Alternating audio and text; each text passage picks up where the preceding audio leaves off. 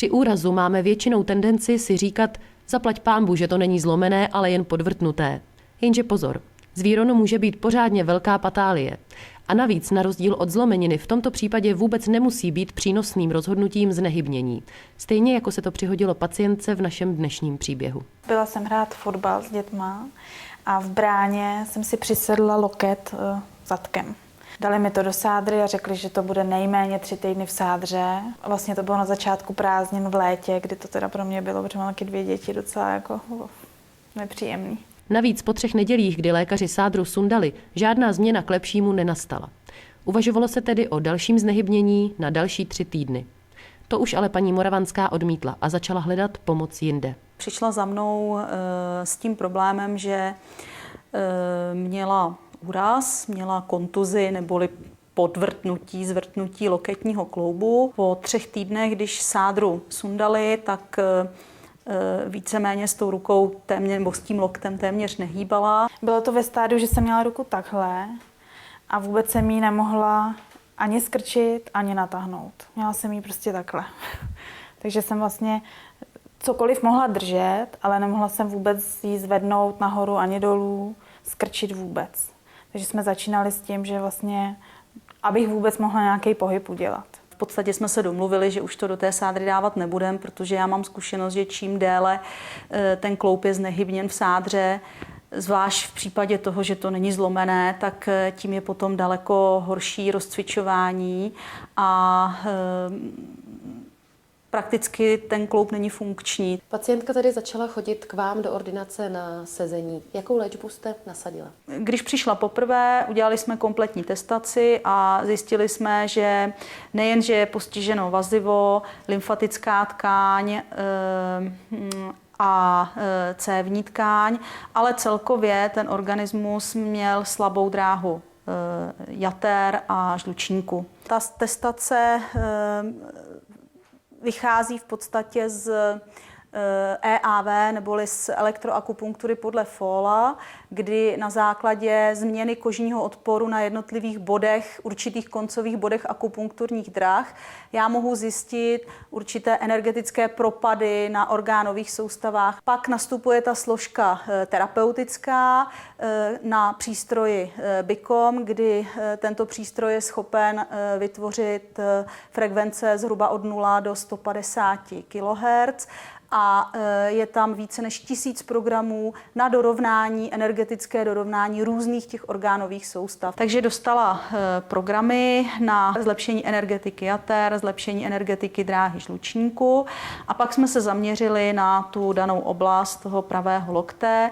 Tam dostávala takovou skupinu programů na povzbuzení lymfatické tkáně, na povzbuzení vaziva, na zlepšení trofiky, na detoxikaci a na to, aby se prostě ten hematom, který tam byl, neboli to zakrvácení, aby se rychleji vstřebalo. Je to průchozí program, to znamená to, co je ve vstupním kanálu, to si ten přístroj nasnímá a pošle to do těla.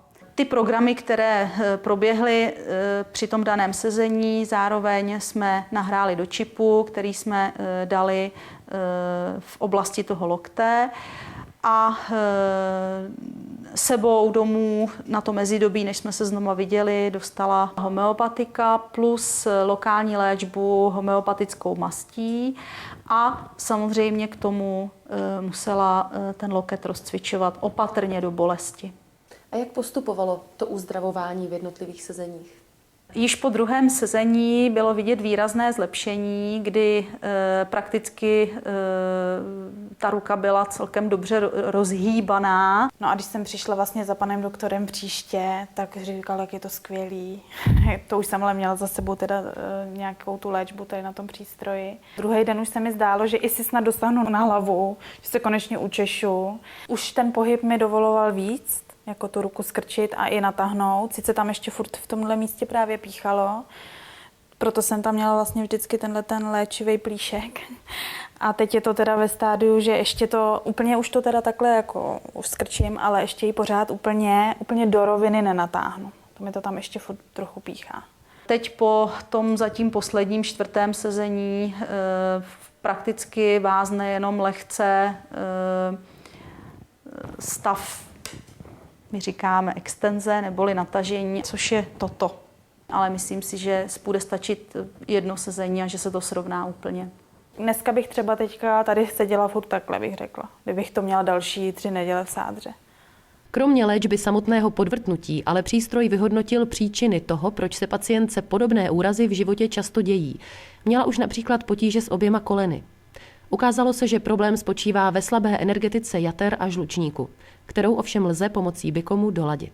Má velkou šanci, že v budoucnu nebude mít tak často tyhle úrazové stavy. Stejně jako pomohl paní Moravanské, pomáhá diagnostický přístroj i v případě dalších onemocnění. Genialitu toho všeho já spatřuji v jedné věci a to je v tom, že můžu působit preventivně. Než například v ledvině vznikne kámen, trvá mnoho měsíců i let a pokud ten člověk v dané chvíli přijde, já ho vytestuju, dostane léky, pak samozřejmě prodloužím dobu, kdy ten člověk nebude mít potíže, anebo v podstatě vůbec do stádia, kdy už tam vznikne ten kámen, ten člověk nepřijde.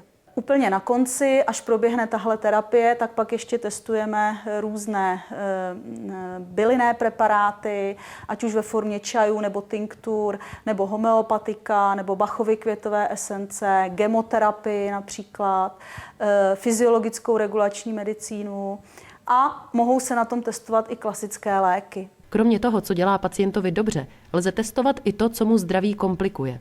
Alergeny, zátěže virové, plísňové, vliv geopatogenních zón, záření mobilů, Wi-Fi, zátěže těžkými kovy. A samozřejmě existují tady v tom programy, kterými já mohu v podstatě energeticky doladit ten organismus, aby třeba například ty těžké kovy ve zvýšené míře ten člověk vyloučil a v podstatě se ulevilo mu. Pacient dokáže pomocí těchto programů zapomenout na prožité útrapy skutečně velmi rychle. Například paní Moravanská po ještě nedávné touze rukou vůbec pohnout má dnes už nápady naprosto jiného druhu. Teď si myslím, že můžu úplně všechno, kromě jediný věci, co jsem ještě neskoušela, pověsit se jako na hrazdu a vyset dolů. To bych se bála. Nebo na kruhy.